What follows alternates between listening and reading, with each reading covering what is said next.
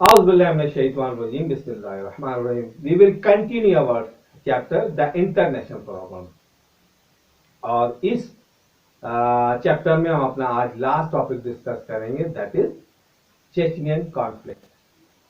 जैसे कि मैंने अपने प्रीवियस लेक्चर में भी कहा था कि चेचनिया एक मुस्लिम मेजोरिटी इलाका है जो कि रशियन फेडरेशन में इस वक्त है।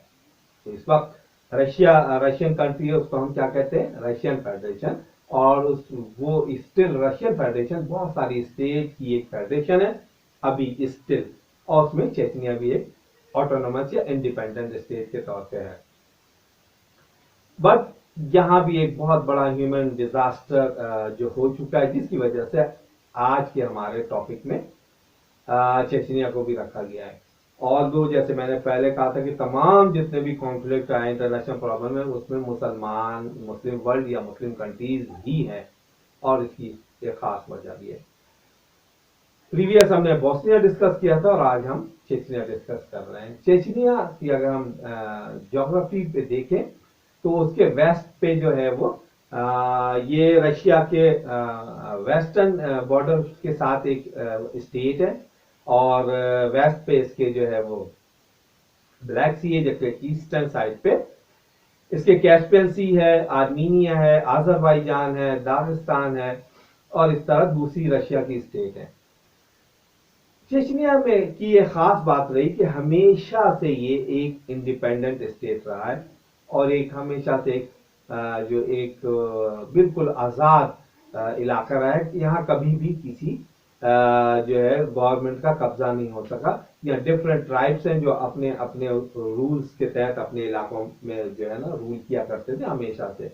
बट फर्स्ट टाइम ये सिर्फ और सिर्फ चंगेज खान के साथ जो फाइट में एक यूनाइट हुए, और सिर्फ वाहिद वो टाइम था जब वो सब यूनाइट होकर इन्होंने चंगेज खान के खिलाफ जो जंग की, और उसको चंगेज खान को इस इलाके पर कब्जा नहीं करने दिया।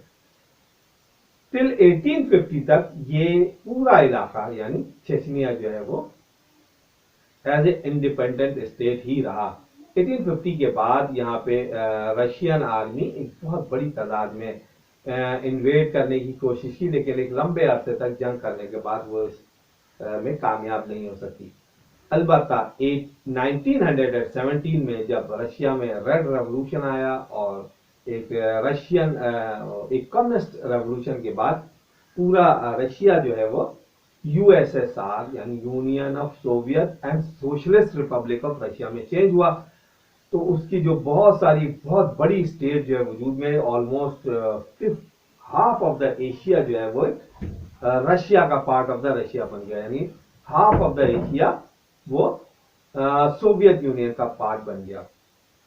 इस तमाम एक बहुत बड़ी एक सुपर पावर के तौर पर रशिया सामने आया। तो उस वक्त भी रशिया ने एक बहुत बड़ी इन्वेजन की, और एक चेचनिया में वो अपनी फौजें दाखिल करने में कामयाब हो गया और वहां पे कब्जा कर लिया। लेकिन रेजिस्टेंस वो कंटिन्यू रही वहां पे चेचनिया की, और ऑलमोस्ट जब 1980 में सोवियत यूनियन की पूरे कंट्री पे ग्रिप कमजोर होती चली गई, और जो सोशलिस्ट पावर थी वो वीक होती चली गई, और उसने जो दूसरी जो तकरीबन ऑलमोस्ट 9 जो मुस्लिम स्टेट थी वो इंडिपेंडेंट आज़ादी देनी पड़ी रशिया को। तो चेचनिया जो वो स्टेट तो नहीं था, अलबत्ता एक अपना सोवेरेन और इंडिपेंडेंट स्टेट के तौर पे रशिया ने उसको रखा हुआ था। उसने भी इंडिपेंडेंट का इटसेल्फ जो है ना वो इंडिपेंडेंस का ऐलान कर दिया। इस बात पे वो बहुत हैरान हुए रशियन, और रशिया ने अपनी एक बहुत बड़ी आर्मी जो है वो चेचनिया इन्वेजन के लिए या इसके लिए रोकने चेचन गवर्नमेंट को इस अमल से रोकने के लिए जो है वो भेजी। बट सरप्राइजिंगली जो है वो एक बहुत ही हैवी रेजिस्टेंस का सामना करना पड़ा रशियन आर्मी को, और कुछ अरसे बाद 2 या 3 साल तक वो जंग करने के बाद रशियन आर्मी जो है वो वहां से विड्रॉ कर गई। और जो चेचनिया को प्रेसिडेंट था वो जाफर दाऊद या जाफर दादोव था, जो कि प्रीवियसली अफगान वॉर में रशियन आर्मी को लीड कर रहा था। उस वक्त chief of the army staff था वो रशियन का, और बहुत ही ब्रेव सोल्जर था। चूंकि वो चेचन था, तो वो अपनी रिटायरमेंट के बाद चेचनिया गया और वहां पे उसने जो है वो पॉलिटिकल पार्टी में हिस्सा लिया और प्रेसिडेंट बन गया। उसने सबसे ज्यादा रशियन आर्मी या रशिया के अगेंस्ट अपनी कंट्री को या चेचनिया को इंडिपेंडेंट के लिए जो है वो स्ट्रगल की। लिहाजा एक जो पहली इन्वेजन थी उसी में वो फ्रंट लाइन पे लड़ते हुए शहीद हो गया। इस तरह से एक बहुत ही बहादुर और ब्रेव सोल्जर जो है वो रशियन इस जो इन्वेजन थी पहली उसमें शहीद हुआ। लेकिन वो रशियन आर्मी वापस चली गई और एक एग्रीमेंट हो गया वहां की गवर्नमेंट के साथ कि वो आजादी का ऐलान तो नहीं करेगी, बट एक some sort of autonomous body के तौर पे ही रहेगी। लेकिन 1999 में उसने दोबारा से रशिया अपनी आजादी का ऐलान कर दिया। तो उस वक्त रशियन आर्मी एक बहुत ही मैसिव जो आर्मी, अपने जो मिलिट्री मशीन, क्योंकि रशिया एक सुपर पावर था और बहुत ही जो कि चेचन आर्मी या चेचन रेबल्स के मुकाबले में बहुत ही एक जो सोफिस्टिकेटेड किस्म के उसके पास वेपन थे, और चेचन आर्मी उसका इस लिहाज से मुकाबला नहीं कर सकती थी। तो उसने रशियन आर्मी ने एक ही बहुत ही मैसिव अटैक किया चेचनिया के जो कैपिटल है ग्रोजनी पे, और ऑलमोस्ट पूरा ग्रोजनी को जो है ना मलबे का ढेर बना दिया। एयर स्ट्राइक और ग्राउंड स्ट्राइक बहुत ही हैवी उसने कैजुअलिटीज हुई और तकरीबन 1 लाख मुसलमानों की और वहां की सिविलियंस की डेथ हुई।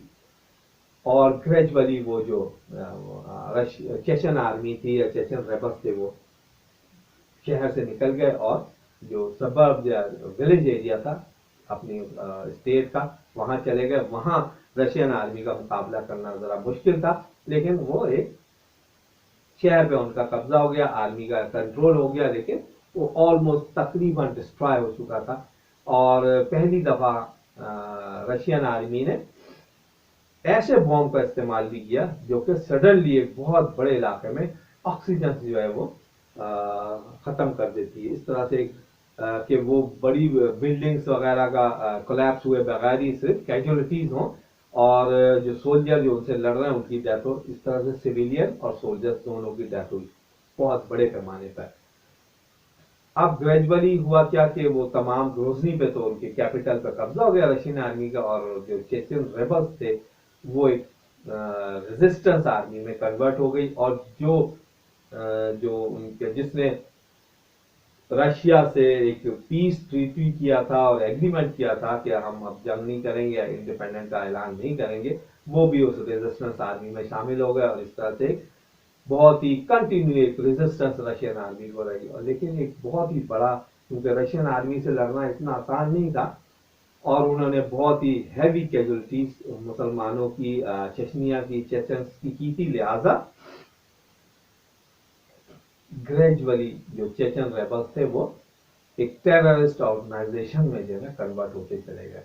अच्छा, जब वो जो इनका जिसने रशिया के साथ पीस एग्रीमेंट किया था, जब वो इन रेबल्स के साथ शामिल हो गया तो एक डेड लॉक हो गया कि अब रशियन आर्मी या रशियन गवर्नमेंट किससे जो है वो टॉक करे, पीस टॉक करे, क्योंकि तमाम के तमाम लोग इस सब गवर्नमेंट खुद जो है वो रशियन आर्मी के अगेंस्ट रेजिस्टेंस में शामिल हो चुकी थी।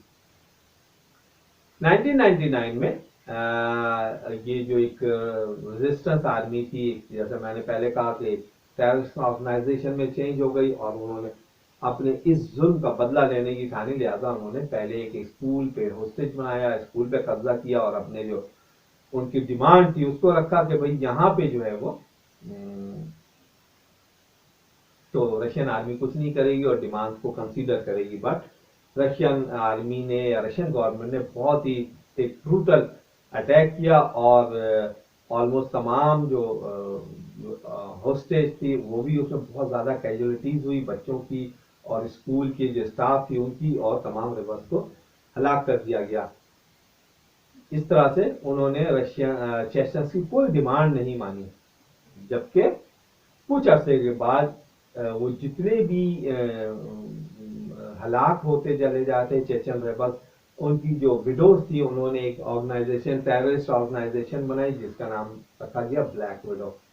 उन्होंने भी डिफरेंट जगहों पे जो है वो टेररिस्ट अटैक किया और एक दफा एक थिएटर को होस्टेज बनाया, बहुत ही हाई सैटेलाइट से कंट्रोल्ड तरीके से उस तमाम सिनेमा को जो है होस्टेज किया और अपनी डिमांड रखी। लेकिन फिर रशिया ने एक बहुत ही हार्श जो उनको रिप्लाई दिया और पूरे सिनेमा थिएटर के अंदर जो है पॉइजनस गैस को पंप कर दिया।